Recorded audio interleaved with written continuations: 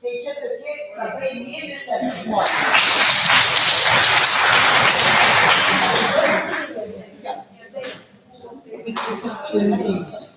Padarysime čia ką nors. Su klavišu gilėjęs. Tik tai su klavišu. Nereikia, toks jau. Labą dieną dar kartelį visiems. Ar čia jūs? Oi, kaip čia. Ar gerai girdisi? Gerai. Tai sveiki. Įrašą darot ar transliuojat? Transliuojat, super. Tai sveiki visi ir atėjusieji ir žiūrintys tada. Tai aš esu labai dėkingas, kad pakvietėt iš tikrųjų čia pabūti kartu su jumis, pasidalinti tais darbais, kuriais gyvenam. Ačiū labai Silvai, kurie iš tikrųjų smarkiai dirba kartu pas mus ministerijoje, siekiant grąžinti ekonomikos inovacijų ministerijos temą apie sidabrinę ekonomiką, kurią taip dažnai vadiname, nes kaip tai bebūtų, tai vienas iš mūsų tikslų, galėsim apie tai truputėlį daugiau pakalbėti. Bet pas jūs šiandien atvažiavau tiesiai iš koalicinės tarybos, tai tikrai atleiskit, kad vėluoju, turėjom susitikimą ne pačiu populiariausių klausimų, apie mokesčių reformą kalbėjom ir užtrukom šiek tiek ilgiau negu įprastai, bet man atrodo svarbu, kad mokesčiai, kai yra svarstomi, kad jie būtų pirmą sutariami, o po to jau pradedam apie tai viešai kalbėtis. Ir džiaugiuosi, kad panašu, kad turime tokį esminį sutarimą apie mokesčius ir jau galime eiti, ką šiandien paskelbėm į dialogą ir kalbėtis ir su jumis, ir su kitais apie tai, kas yra planuojama, kokios alternatyvos yra geriausios. Tai šiandien mano tikslas būtų išnaudoti mūsų laiką pristatant apie tai, kuo mes gyvenam ekonomikos ir inovacijų ministerijoje, kokius planus šiandien turim ir tuo pačiu bandysiu tai padaryti kuo greičiau, kad galėtume padiskutuoti apie tai, kas jums yra įdomiausia. Ir man atrodo, kad tokie susitikimai yra visuomet naudingiausia, kai yra galimybė apsikeisti nuomonėm, atsakyti klausimus, kurie kyla, nebūtinai tik klausytis tai, ką mes turim čia jums papasakoti. Bet tai, kas pačioj pradžioj buvo pasakyta, man atrodo, puikiai spindi ir tos mūsų prioritetus. Nes kaip tai bebūtų, mes esame kaip valstybė viena iš tų, kurios atmetus visus geopolitinius iššūkius, tai, kas vyksta už mūsų sienų, vis tiek mūsų vidaus sienų kontekste pats didžiausias iššūkis yra demografija. Mes turime tikrai nepakankamą gimstamumą, turim tikrai senėjančią visuomenę ir šiam kontekste mes kaip valstybė turim rasti atsakymą, kaip padėti mūsų bekintančiai struktūrai gyventojų išlikti aktyviems ekonomiškai, aktyviems visuomeniškai ir tokios iniciatyvos kaip jūsų, tokios organizacijos kaip jūsų yra neginčiamas prioritetas. Dėl to tikrai džiaugiuosi ir pats norėjau nuo to pradėti pasakyti, kad mažiausiai, ką galim padaryti, tai duoti jums erdvę, kur jūs galite veikti. O tą erdvę jūs visuomet randate, kaip užpildyti ir pranešėjais, ir turiniu, ir užsiėmimais, ir kitais dalykais, ir tą darot nuostabiai, tai tiesiog naudoju progą padėkoti už tai, kad veikiat, kad esat, kad būnat tokie aktyvūs. Ačiū Jums, o mes jau tik bandom prisidėti, ko galim, patalpom lengviau, kitais dalykais kartais būna sunkiau. Tai dabar apie tą mūsų planą. Mes jį, kadangi turim 5 prioritetus, tai iš 5 raidžių ieškojom kombinacijos, kaip sutrumpinti, kad ir naktį pakeltas galėčiau papasakoti. Tai taip ir gavos 5 raidės, gavos pavadinimas Start ir mūsų komanda buvo viena pirmųjų, kuri iš karto pasirengė, susidėliojo prioritetus, pasiskirstė atsakomybėm ir pasirengė ekonomikos transformacijos planą Start. Ir labai noris pakalbėti apie tai, kas yra tie mūsų pagrindiniai iššūkiai, kodėl tas planas reikalingas. Ir yra tokia metafora, nežinau, kiek jūs dažnai ją naudojate, kad nereikėtų pult ieškoti sprendimo, jeigu nežinai, kokią problemą nori spręsti. Tai tam tikrą tiltą reikia pirmą pastatyti, susitart, kad turi problemą, susitart, kaip tu ją nori išspręsti, kokia ta ateitis, kokios tu nori, kad būtų, ir tuomet bandai statyti tiltą, kaip ateiti nuo problemos, kuri tau nepatinka, iki sprendimo, kuris yra reikalingas.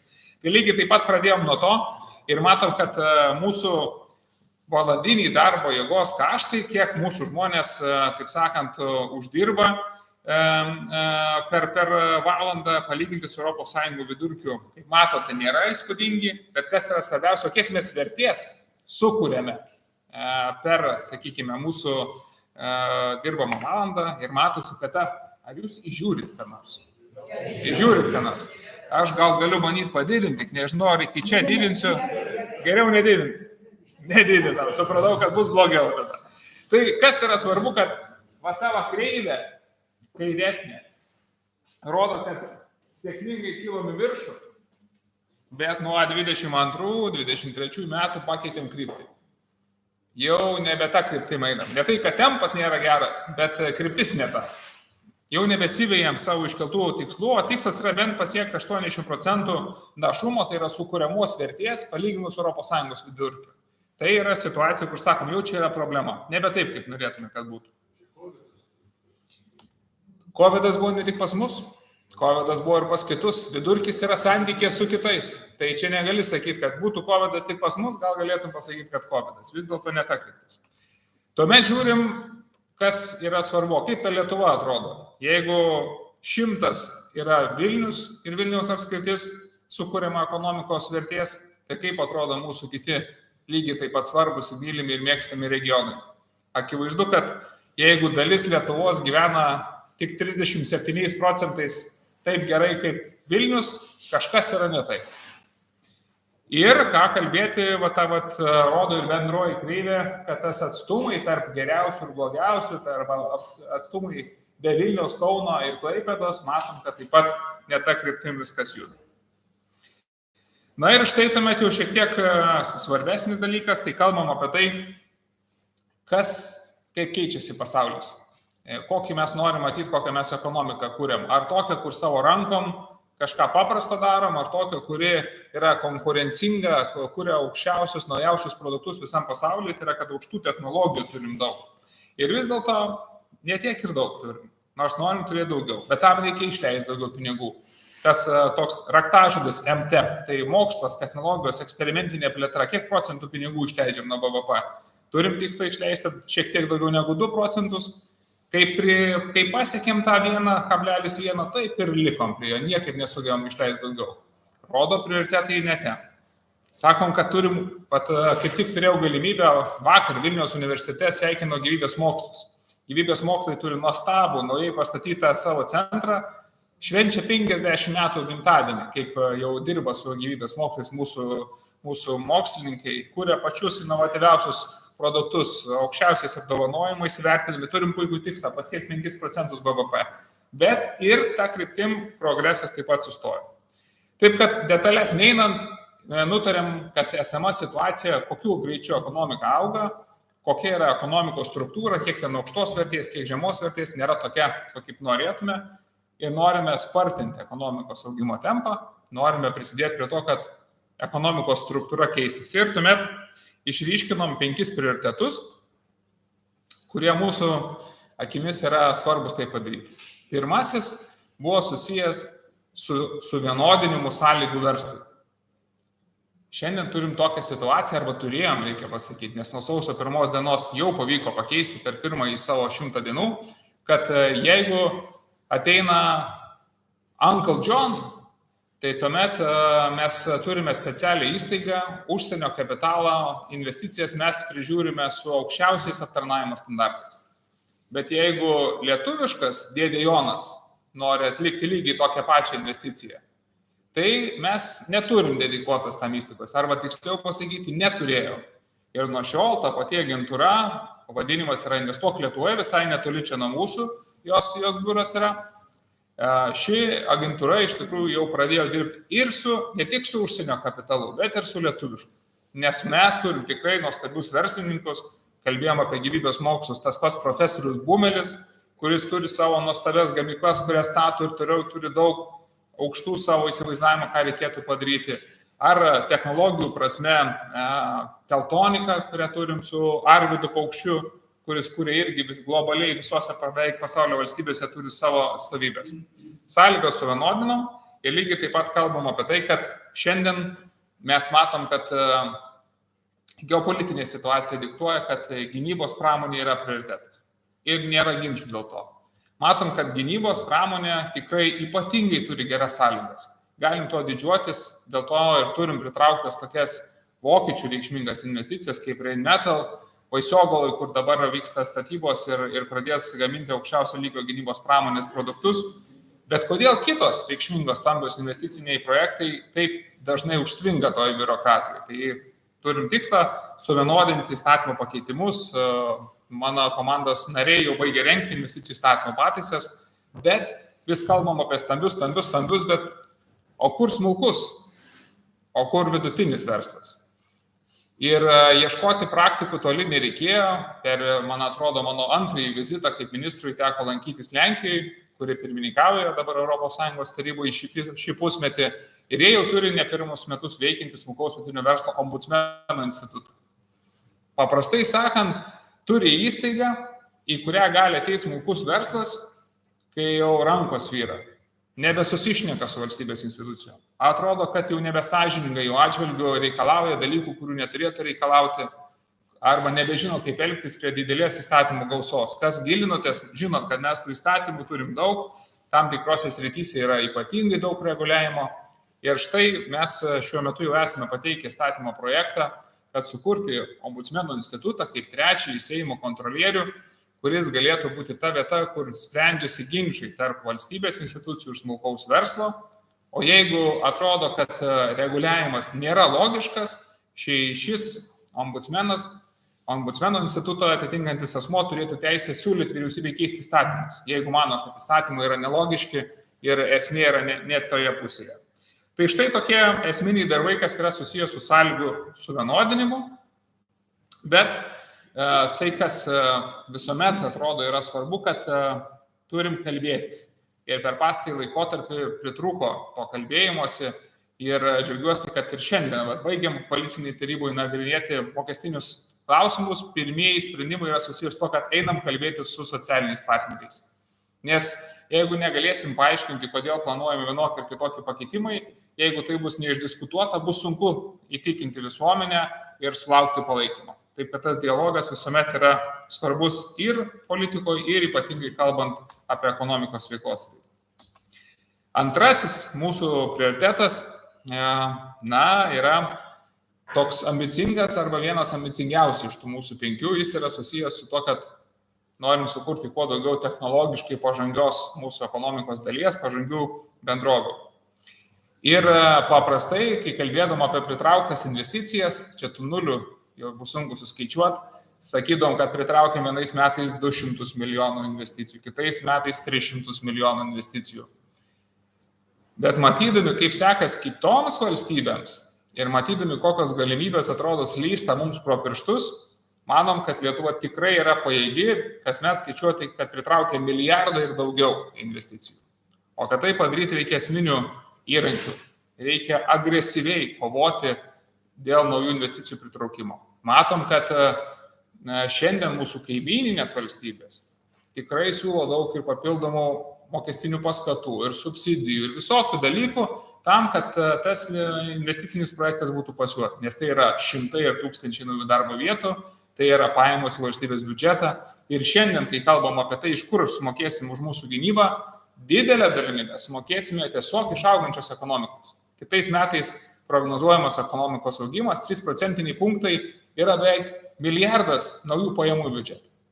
Taip, kad ekonomikos augimas, naujos investicijos ženkliai prisideda prie to, kad galėtume mokėti už tai, kas mums yra šiuo metu svarbiausia. Ir, žinoma, naujas sritis atsiranda, kurios, sakykime, anksčiau tikrai trūko. Lietuvos gynybos pramonė buvo mažulytė. Turėjom vieną valstybės įmonę, turėjom kelias nedidelis verslus, kurie prisidėdavo prie gynybos poreikių, dažniausiai ne Lietuvos, o užsienio poreikių, rasdavo kaip savo produkciją eksportuoti kitas valstybės, bet šiandien matom, kad situacija pasikeitė aukštyn kojom. Šiandien Lietuva kartu su savo valstybiniais pinigais per savo valstybės įmonės kūrė bendras įmonės gynybos srityje. Vokietijos Rheinmetallis, artilerijos didžiulė gamykla. Taip pat matom dronų gamintojai, kaip auga, kūrėsi. Ir turim dar ne vieną potencialų investuotoją, kuris iš esmės kalbamės net ir su kaimininių valstybių ministrais apie tai, kad praktika to, kas vyko Ukrainoje, rodo vieną, kad jeigu turi kažkokią techniką, kurią naudoja tavo karys, reikia turėti, kur ją taisyti arti. Kad ją galėtum taisyti, reikia turėti žinias, technologijas ir kompetencijas. Tai dažniausiai yra susijęs su tuo, kad tu moki gaminti tos prietaisus, jeigu ne pas save, tai bent jau kaimyniniai valstybei. Dėl to su kitais ministrais iš Latvijos, Estijos, Lenkijos kalbam, kaip sukurti mūsų regiono gynybos pramonės ekosistemą. Jeigu mes turėsim artileriją, galbūt kažko Latvija turės kitą, Lenkai turės kitą ir mūsų bendrus kariuomenės poreikius mes galėsime kiek įmanoma arčiau namų patenkinti. Skubu, nes laikas ištirps. Ir klausimam reikia palikti laiko. Tai tuomet bėgu į trečią prioritetą, kuris yra susijęs su administracinės ir biurokratinės naštos mažinimu. Ir čia tikriausiai daugiausia noris kalbėti, nes liūdniausia pasidaro, kai tu turi verslininką, kuris turi globalią ambiciją, kuris turi technologiją, žinias ir finansus tam, kad padaryti čia Lietuvoje, kurti aukščiausias konkurencingumo naujus produktus, technologijas, bet jisai negali pradėti, nes sako, palaukit 5 metus, kol elektrą atvesim. Man atrodo, šis prarastas laikas 5 metai surastų verslininką, kuris gali leisti laukti 5 metus. Tai nenuostabu, kad sako, lietuviai investuoja Amerikoje. Ten laukti nereikia. Tai tikrai, ką matau, kad ateita su dideliu ambicingumu pasakyti, kad Lietuva turi gebėti pasiūlyti šiandien greitus sprendimus, kad tas, kuris nori kurti kažką čia vietoje, galėtų tai padaryti greitai.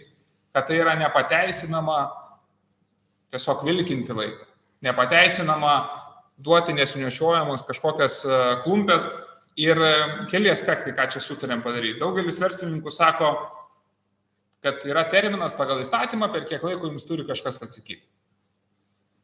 Paskutinę dieną paprašo patikslinti. Praeina terminas, vėl iš naujo, vėl paprašo patikslinti. Tai šiandien užregistravau įstatymo pataisas, tikrai nesidžiaugia daugelis mūsų biurokratų, kur būtų galima pratęsti vieną kartą. Prašyti pratęsti, daugiau negalima. Aiškiai, kad jau viskas, jeigu pavyks, jeigu Seimas pritars, turėsim vieną pratęsimą, nedaugiau. Lygiai taip pat daug yra istorijų, kurios sako, kad vilkina procedūros ilgos, neaišku, kiek trunka ir panašiai, bet niekas nežino, kokios priežastys. Sutarėm, kad įstatymui pareigosim teikti informaciją, kaip kuri iš daugybės verslo priežiūros įstaigų laikosi terminų. Ir tuomet galėsim matyti, ar problema yra visur, ar problema yra tik kažkur. Ir tai leis mums žinot, ko reikia. Galbūt tiesiog reikia šiek tiek padidinti finansavimą ir atlyginimus. Keliose įstaigose, kurios nespėjo laikytis terminų. Galbūt tai yra vadybos klausimai. Ar kiti aspektai. Tai šiandien tai 2 dalykai yra Seime, tikiuosi Seimo palaikymo artimiausiu metu. Ir tuomet lieka vieta, kur spręsim. Ir čia reikia tikrai pasidžiaugti, turim premjerą, kuris rodo lyderystę ir ryžtą priimti sprendimus. Ir sukūrėm, įtikinom, kad tai turi būti premjero vadovavimo komisija, aš esu jo pavaduotojas, kur nešim sprendimus politinių sprendimų priėmimui. Kad jeigu atrodo nelogiška, neracionalu, nepriimtina, be reikalo vilkinimas arba be reikalinga procedūra, ten bus tariama keisti ir tada turėsime galimybę įpareigoti įstaigas trumpinti ir atsisakyti. Pirmieji bandymai jau vyko, buvo toks bandymas patikrinti, ar jūs čia tikrai, patikrinti buvo, kad tikrai ir pasikeitė.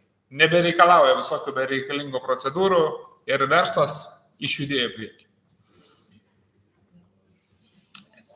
Pakalbėkim dar apie 4. prioritetą, tai yra regionus, nes čia nežinau, čia šviesos temsta ar kažkaip čia saulė leidžiasi.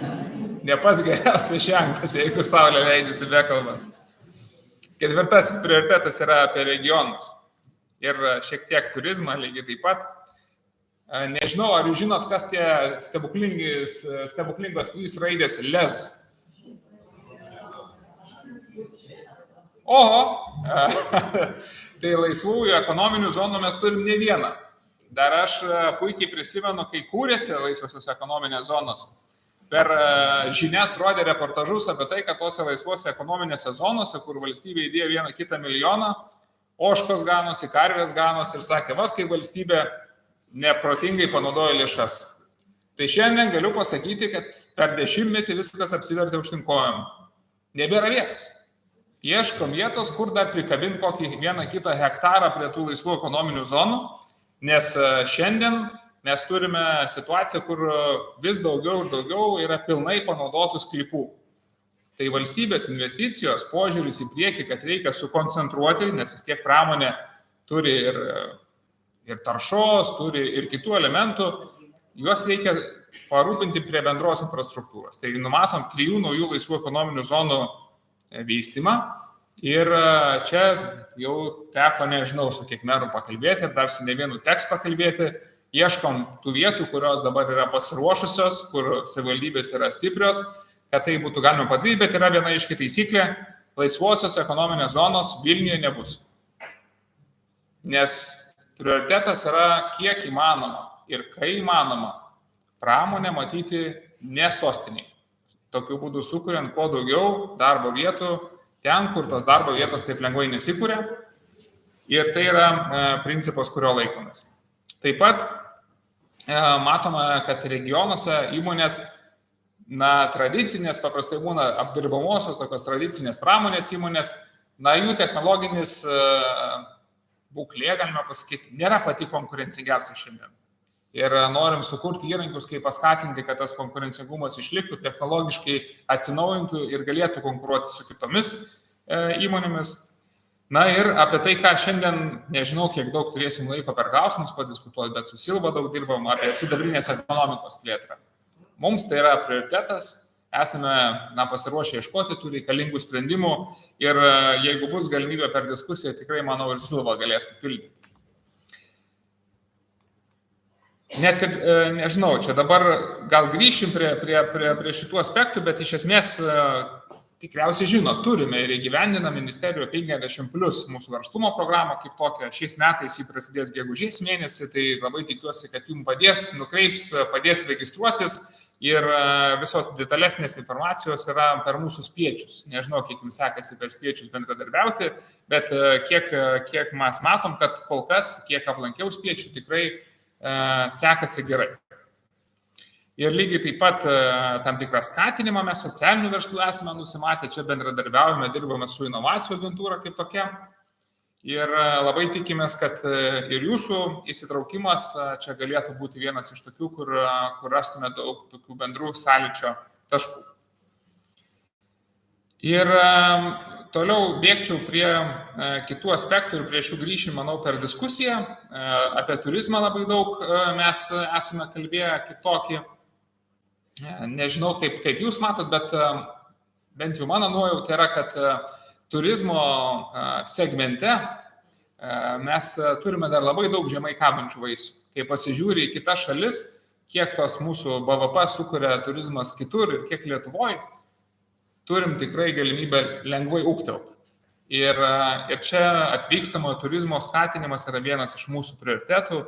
Nepaliesta tokia rūšis, kurią norim pastiprinti, yra konferencinis turizmas, nes tikrai Lietuvoje yra tokia vieta, kad tos konferencijos, įmonių, tradiciniai visokie susirinkimai gali vykti bet kur. Dažnai verslininkai ieško, kaip nustebinti, parodyti dar to, ko nematė darbuotojai ir ieško įvairių įdomių lokacijų. Ir Lietuva tikrai turi ką pasiūlyti, svarbu pasiūlyti. Ir apie tai yra šitas prioritetas.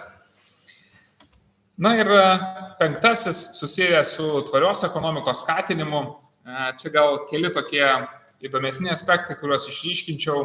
Labiausiai norisi kalbėti apie viešuosius pirkimus, nes tie pinigai jau vyksta. Ar žinot, kiek pinigų išleidžiame per viešuosius pirkimus kasmet? Jūs beveik viską žinot. 9 milijardai.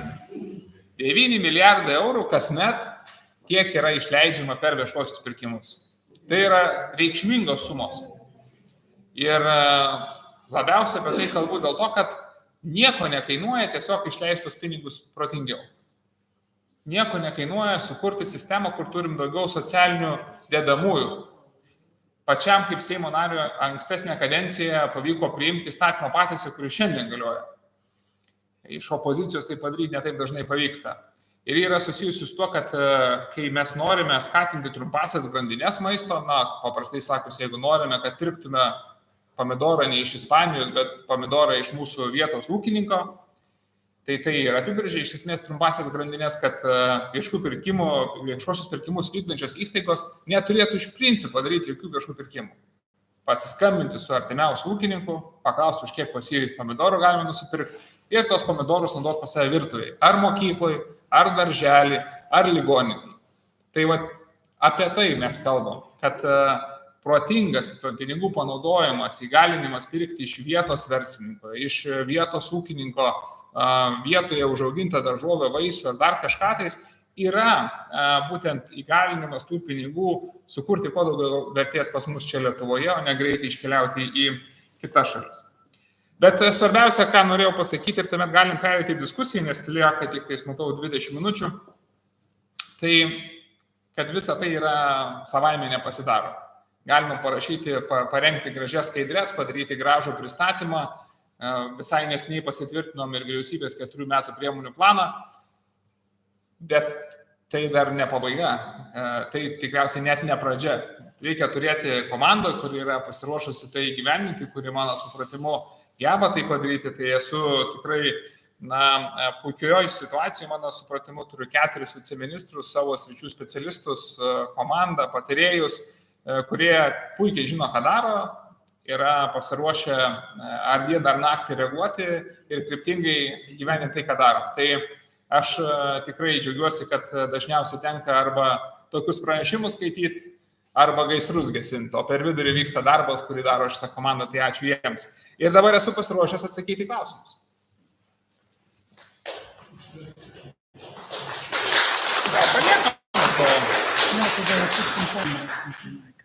Gerai. Kolegos, pasistengti formuluoti klausimus trumpai. Jau galima aš pirmas tada. Klausimą. Sakykime, daugelį problemų kažkokios.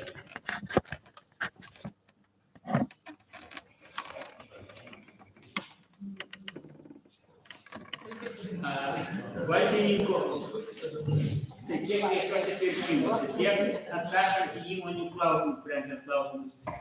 Geriau spręsti, tai jeigu būtų labiau pasitikima žmonėm, o ne sureglamentuojant juos iki smulkaus žingsnio.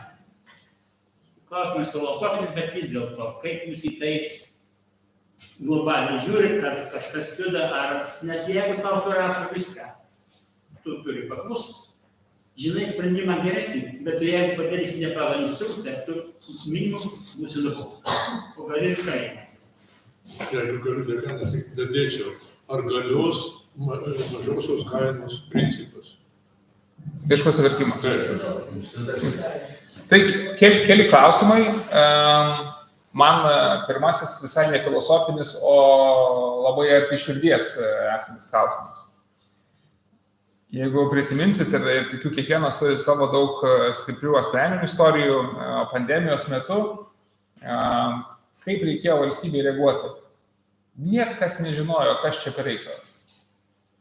Koks yra geriausias atsakas. Šiandien praėjus daug metų, vėl visi be kaukių esame gyvai susitikę, jau dabar atrodo, jau galėtume čia viską puikiai išmintingai daryti. Bet tuo metu buvo milžiniškas neapibrėžtumas, kaip reikėtų reaguoti. Nebuvo kažkokio vieno geriausio vadovėlio, kaip elgtis. Ir reikia pasidžiaugti, tuo metu man teko dirbti kitoje vyriausybėje, padarė, man atrodo, geriausia negalėjom padaryti. Klaidų visuomet būna. Bet didžiausia klaida buvo neveiksnumas. Didžiausia klaida buvo nedarimas.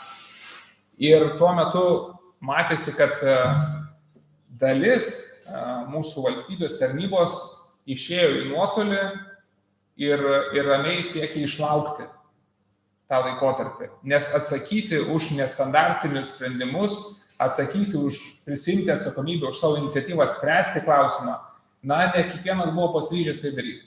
Bet aš tikrai džiaugiuosi, kad tuo momentu mes turėjome daug žmonių komandoje, kurie atėjo į darbą, nors buvo galima likti nuotoliu ir sakė, ką reikia spręsti.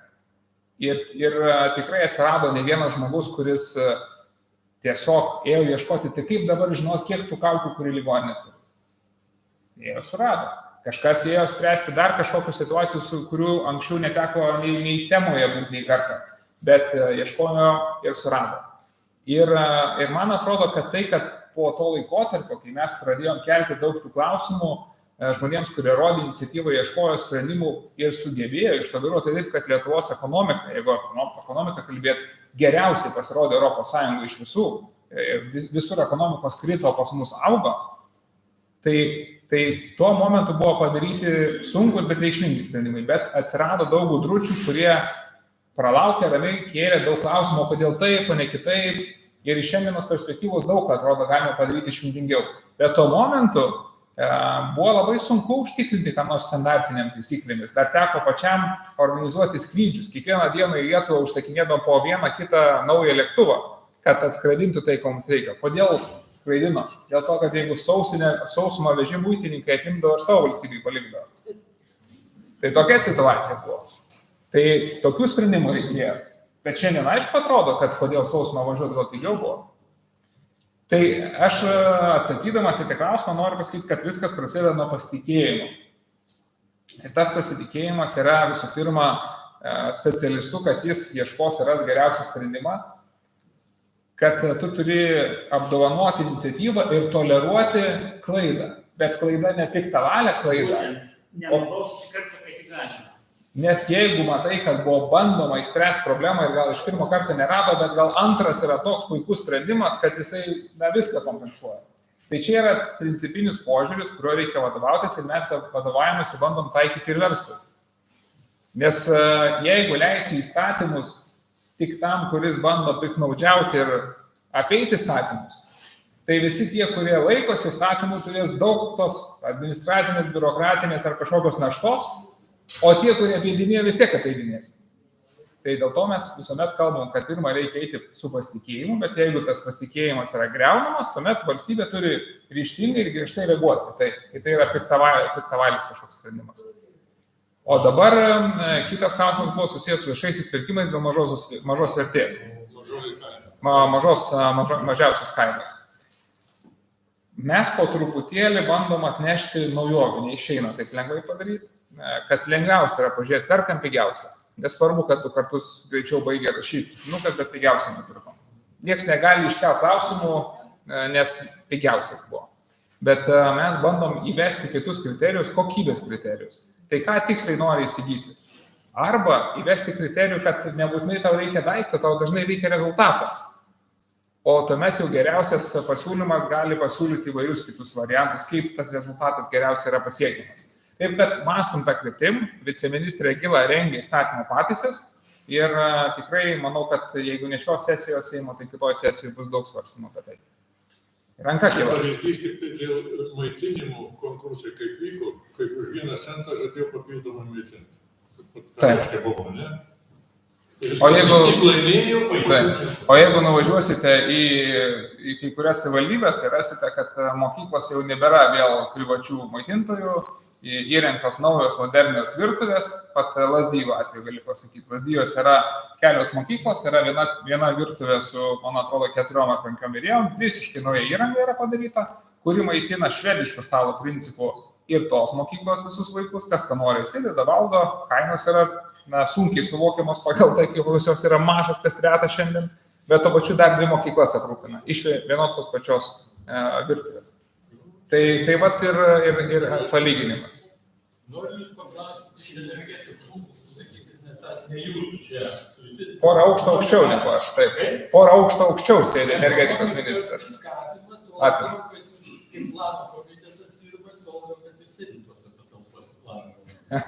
O būtų taip, kažkada tai, kai jūsų dėka, mes atsisakėme Hitachi atominį reaktorių, išmetėm. Ir taip toliau dabar girdim, kaip jau buvo viskas turime, vakar girdžiu vieną energetiko, buvusio atominės elektrinės direktorius, kad estai stovi eilė atominiam mažiem reaktoriam, 2 Lenkai susitarė vaikas tarp Amerikonai dar atominių reaktorių mažų ir taip toliau.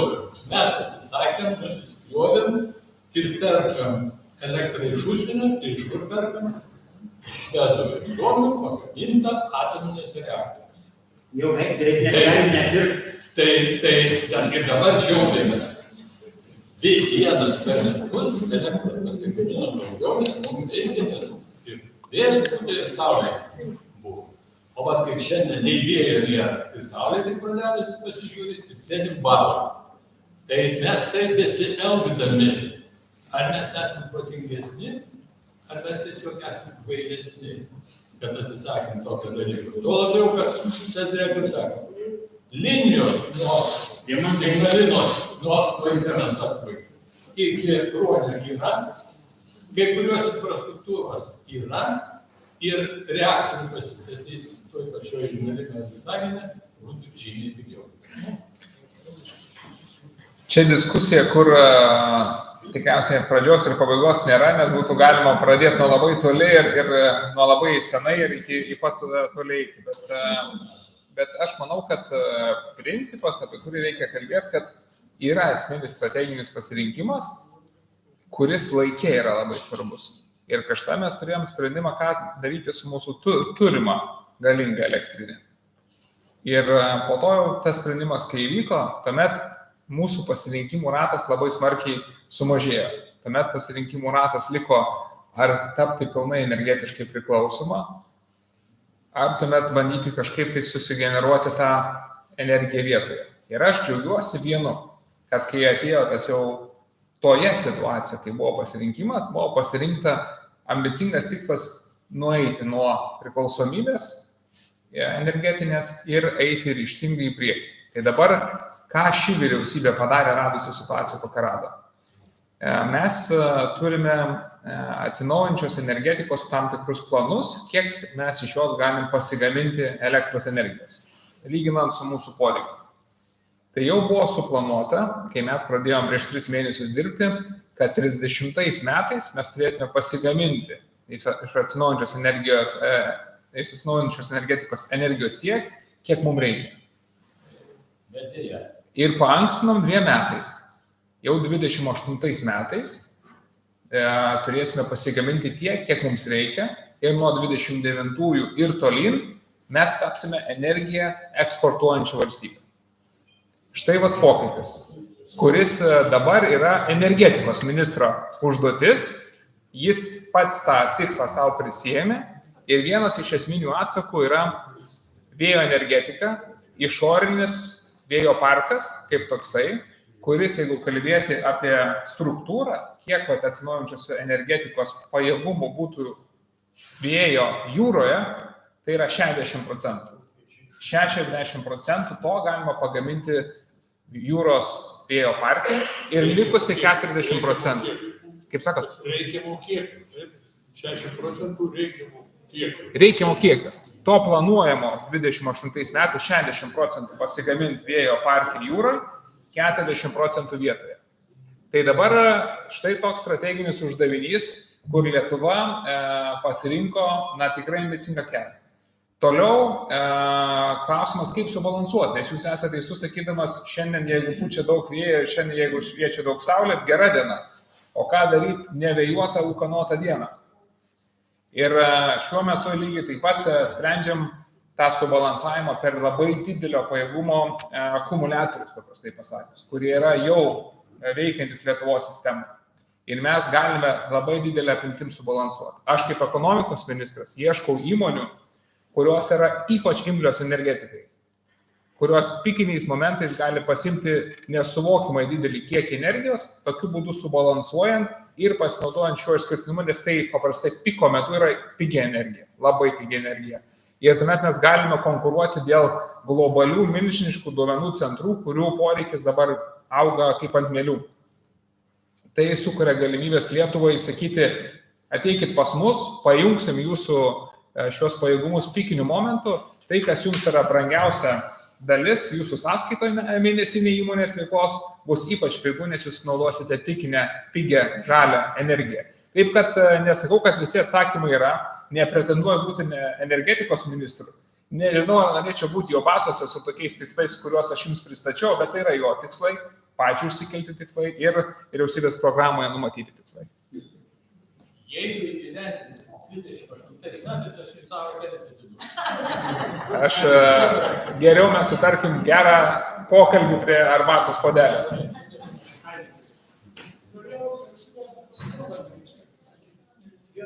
investicijų, kaip sakoma. Šiek tiek man atrodo, kad reikėtų prižiūrėti investicijas, nes viena investicija, dar, reiškia, kad Panevėžio ekrano, reiškia, ekranas pradėjo investiciją į ekranus, kurių jau po kelių mėnesių nebereikėjo. Tai man atrodo, kad, reiškia, Vilniaus miesto, reiškia, valdžios investicija į plaustus, kurie būtų lygiai tokie panašiai kaip Panevėžio ekranas. O kas šiandien investavo, aš neprisimenu, kad tai buvo pravertimų ekranas. O ne vis valstybiniai. Reiškia, idėja buvo, kad reikia. Taip pat čia pasakyti dabar atrodo, su idėjom labai geroja. Technologinis šuolis buvo. Technologinis šuolis. Aš tuo metu dirbau, Gali papildyti. Aš to priklausau su Panevėžio ekranu dirbamas ūkio ministerijos tais laikais vadinasi. Aš nežinau, kad ten jie priešingai man, sakysim, mane tai nuvylė, kad jie atsisakė perėti plokščius ekranus, jie palaidojo, nerizikavo žibėną, kaip buvo direktorius, ne žibėnas, ir panašiai, reiškia, jis atsisakė keisti į plokščius ir jie atsidarė. Kadangi dar buvo linija šitų, sakant, ekrano gamybos. Gerai, aš turėjau galima... Bet čia gal trumpai, kad taip jau yra, kad arba judi pirmyn, arba tave kiti stumia žemyn. Ir niekas nėra šiandien garantuotas, kad vat, šiandien pasiėmiau lyderiaujančią poziciją ir tai bus visą laiką. Visuomet yra, kas ateina ir meta iššūkį. Ir atrodytų, vat, kažkurio momentu ekranas tikrai buvo puikioje pozicijoje, bet turime kitų, kurie sugebėjo peršokti į kitą tą kategoriją. Kadangi žinau, kad technologijos ir plokščių ir kineskopų, tai pereiti nuo kineskopų į plokščią tai yra kaip visiškai naujas dalykas. Nieko bendro neturime daryti. Naujas dalykas. Taip. Dabar jie galima dar kažką trumpai. Reiškia, kaip reikalai pas mus su Lūstais ir tame tarpe su Taivanu. Ar čia kas nors juda, ar taip liko kažkur tai pagadulyti?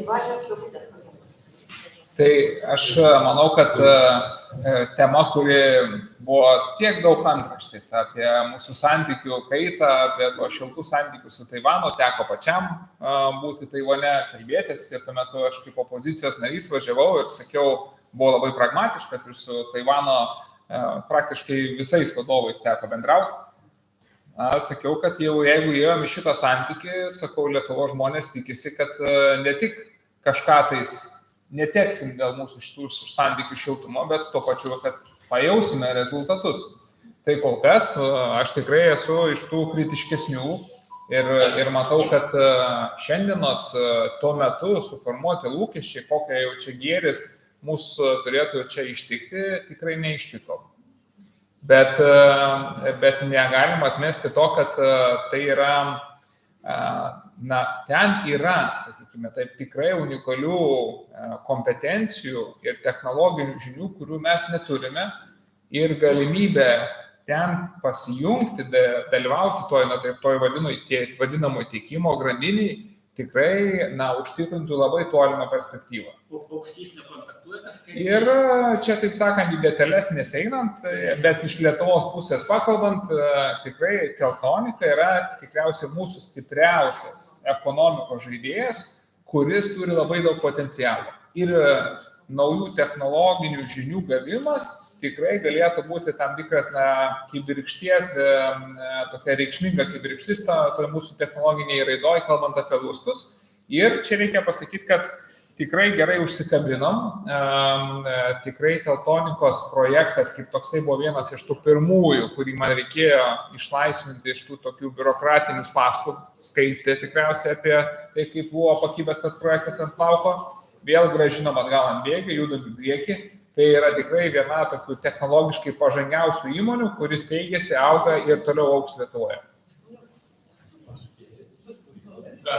Šiandien taryboje paaiškėjo nekilnojamo turto mokesčio politika.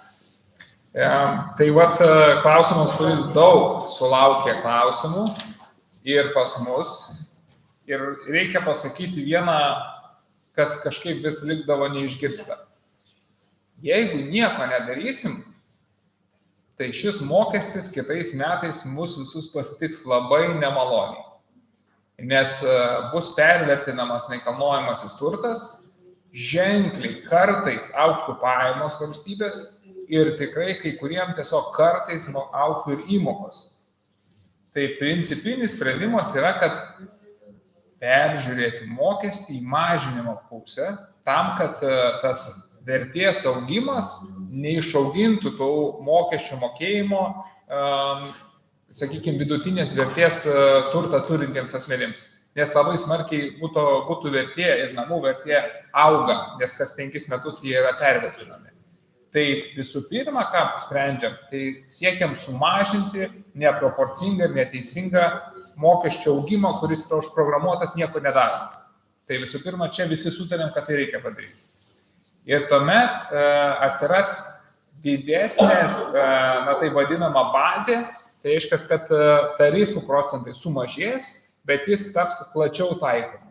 Tai tokiu būdu atsirastų daugiau teisingumo ir suvaldytume tikrai neteisingai galimai augančias pajamas ir įmokas to mokesčio, jeigu nieko nedarysim. Tai dėl to sutarėm, kad darom, sutarėm, kad tą užprogramuotą kitų metų neteisingumą turim išspręsti ir kad nebūtų tokio didelio didėjimo, koks jis šiuo metu yra užprogramuotas. Tai dėl ko sutarėm. O tuomet prasidės jau detalės, kur koks po kablelio skaičius turi. Dabar kolegos, aš jums įpėksiu, ir noriu paklausyti ministro ir padėjėjos, patarėjos vienu metu, kai yra sidabrinė ekonomika. Kol kas tai dėja, ne dėja, bet akcentuojama vartojimas. Toj, kokium reikia pagaminti nuo ramentų, iki vežimėlį, nežinau, ar liftų, ar darbo nors, arba transporto keisti. Bet kaip panaudoti senstant visuomeniai, pagyventi žmonės labiau ir panaudot ne vien šnekom gal. Reikia šnekom, patirtį, protą panaudot, bet plačiau. Ar kol kas aš taip nemtau, nei šiandien Europos Sąjungos politikoje kažkaip sukasi viskas vienoje vietoje, nėra štai judėjimų. Tik užrašo prioritetas. Ar dar ministrė? Tai aš norėjau pasiūlyti, kad Silva padėlios akcentus. Čia yra mikrofonas, nežinau, ko jį reikia. Aš labai žinau. Iš tikrųjų, mes visi sakom, mūsų dėmesys, mes norėtume, kad išnaudotų, panaudotų mūsų žinias. Ir šiandien kalbėjau su socialinės darbo ministrė. Seime susitikę. Ir apklausos yra labai padarytos nesenai. Ir mes padarėm projektą, dabar startuoja dar projektas 50+, kur su perskiečius sudarom visas galimybės žmonėms atėjus pakonsultuoti ir padėti atkurti savo buvusius verslus arba kurti naujus. Ir per metus tik 70 žmonių grįžus. Tai vat norai dideli, bet kada tu ateini su pasiūlymais ir pabandėm išanalizuoti kodėl. Baimė, aišku, sveikata, bijo rizikuoti. Biurokratizmas. Ne, čia tikrai, galbūt viskas taip. Bet tas noras, kaip susiduri iš tikrųjų realiai, ir situacija, aš pati simbuoju. Ir man labai norisi, žiūrint į trečią amžiaus universitetus, jų aktyvumą, eiti su tais pasiūlymais pas kiekvieną. Ir patikėkit mane, iš 100 galbūt vienas padarys. Galbūt vienas. Jūsų tiesa, galiu pritarti, iš mūsų daug girdžio, aš savo dirbau, aš dabar noriu pailsėti ir vaikščioti į muziejų. Viskas tvarkoje, viskas tvarkoje. Bet šiandieną, ką dar su dirbtiniu intelektu Seime buvo pristatymas ir aš labai džiaugiuosi, mūsų ministras Lukas Savickas buvo minimas kaip pats progresyviausias, aš nežinau, kaip su juo galima kalbėti, su tuo ministru ir mūsų viceministru Andžejum, kuris gali padaryti proveržį su dirbtiniu intelektu, kuris ateitų ir senjorams pagalbą. Tai reikia tik tai politinės valios ir net sveikatos ministerija neatidaro tų durų. Reikia tokių žmonių kaip Lukas, kuris leistų kada ir spręs visas gydytojų problemas. Patirtį Europą nepadarė. Sėdi namie, galbūt neįgalus žmogus ir dirbtinis intelektas išklausinėja. Gydytojas šiandien sėdėjo, sako, mano emocija, žinai, man yra pinki ir aš Abrahamą aš tavo padarysiu visai netokį, kokį reikia, nes aš šiandien blogai jaučiuosi. Dirbtinis intelektas to nepadarys, jisai labai aiškiai, tiksliai, sudarys visą tą sąrašą tų tavo nusiskundimų ir tada priims sprendimą gydytojas. Tai va einama į technologijas, atsiprašau, ministrė. Aš norėjau dar paklausti, nežinau, kad ten aš buvau gerų žodžių minėjimas, retas dalykas politikoje, bet o kiek iš jūsų naudojate dirbtinį intelektą? Arba bent vieną kartą esate naudojate dirbtinį intelektą? Ar jūs turėjot kokius nors mokymus čia? Turėjot? Pastoviai vyksta pas mus mokymai. Bet ar palengvina jūsų gyvenimą? Be abejo. Aš galiu pasakyti, kad pats nustebau, kaip ilgai į savo darbą neintegravau, bet pradėjau integruoti tuo momentu, kai patarėjai kažkaip labai greitai su atsakymais grįždavo. Tai tuomet pasitikrinau, tie atsakymai nėra kažkaip pasufleruoti dirbtinį intelektą. Tai pasirodo, kad tikrai ne kartą. Tai... Kiek jūs reiškia pritarėt tom baimėm, kad mus taip pradės kontroliuoti dirbtinis intelektas, kad mes šitoj nieko patys nepagalėsim. Žinot, ko aš viduj bijau? Tai aš bijau mūsų technologinio atitolimo. Pat naudojam telefoną. Kas iš jūsų gali man surinkti nuo nulio? Arba paaiškinti, kaip jisai veikia? Mikroschemas ne, bet kitką, ko gero daug mažiau. Tai aš jau nebegalėčiau. Bet ką noriu pasakyti, kad man atrodo yra svarbu nebijot naudoti technologijų, bet vis dar gilinti suvokimą, kaip jos veikia ir kas jos yra. Man atrodo, mes atstumą turim išlaikyti, kad suvokti, kas tai yra per daiktas, kaip jisai veikia, bet tuo pačiu naudotis jo mūsų kasdienybėje. Nes kaip tai bebūtų, juk, taip ir mūsų civilizacija augo ir judėjo. Kažkada atradom ugnį, viskas pasikeitė. Kažkada atradom automatizaciją, viskas pasikeitė. Mūsų pramonė užsikūrė, vėl viskas pasikeitė. Bet niekada žmogusgi nedingo iš to centro. Jis ir buvo tas, kuris naudojo tą technologiją, kurią sukūrė.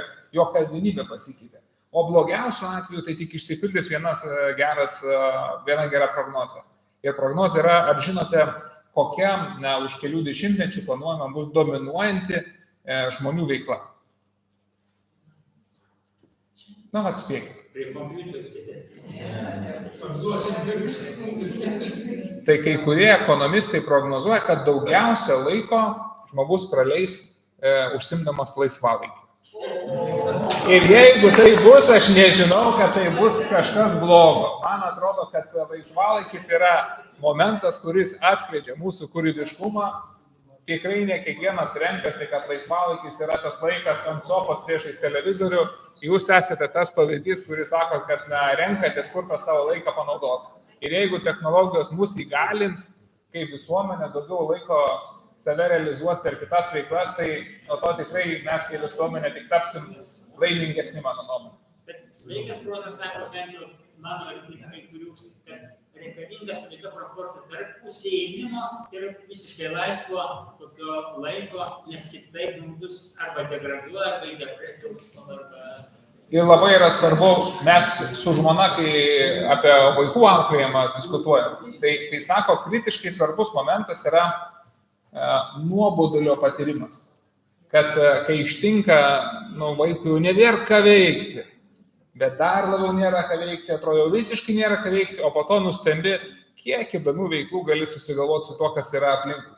Bet reikia pakliūti tą tokį nuobodulio jausmo, kada tu susikuri tas veiklas ir pasireiškia tavo tas kūrybingumas ir tuomet jau tam tikri nauji įgūdžiai formuojasi. Tai ar šiuo atveju manau, kad mes sutinkam su to pačiu ne tik vaikams, tai yra aktualu. Mes tą laiką baigiam išsemti ir man reikia suspėti kitą renginį, bet yra beprotiškai čia smagu pas jūs būti. Dar ministrė, jūs sakėt, kad reikia spėti su technologijų. Taip. Tai mums profesorius per dirbtinį intelektą pasakė, kad aš buvau atėjęs 1,5 mėnesio atgal. Jūs čia dabar pamirškit tą, sako, ką aš kalbėjau. Viskas pasikeitė. Kas jums labai sunku. Taip. Ir čia yra tikriausiai mintis, kuri labai dažnai yra sakoma, kad prieš 100 metų tikriausiai kaip ūkininkas prieš 100, 200 metų, 300 metų ūkininkas puikiai žinojo, kad reikia išmokinti savo vaikus. Jeigu ir ne tą pačią bulvę, bet kitokią bulvę ar kitokią daržovę sodindavai, bet principai buvo tie patys. žiūrėk į metų laikus, čia reikia drėgmės, čia reikia patreš, dar visokie tokie baziniai dalykai ir tuomet tavo vaikai ir tavo anūkai galės toliau savim pasirūpinti, nes tu įgyji žinojimą, kaip tai daryti. Šiandien, ką mano vaikam reikia žinoti, kad jie sėkmingai gyventi ir pristaikyti prie pasaulio, kuris kinta ar anūkam, na, aš negaliu žinoti. Bet aš galiu žinoti, ko tikrai reikės, tai yra pastoviai mokintis, nebijoti neapibrėžtumo, kintančios situacijos, joje būti atviram naujovėm, mokytis, prisitaikyti ir taikyti, ką pakeliu išmoksti. Man atrodo, kad tai yra ta realybė, tas įgūdis, kurio reikės. Pavyzdžiui, paimant, mes Nu, irgi tai? sakom, tik mokytis.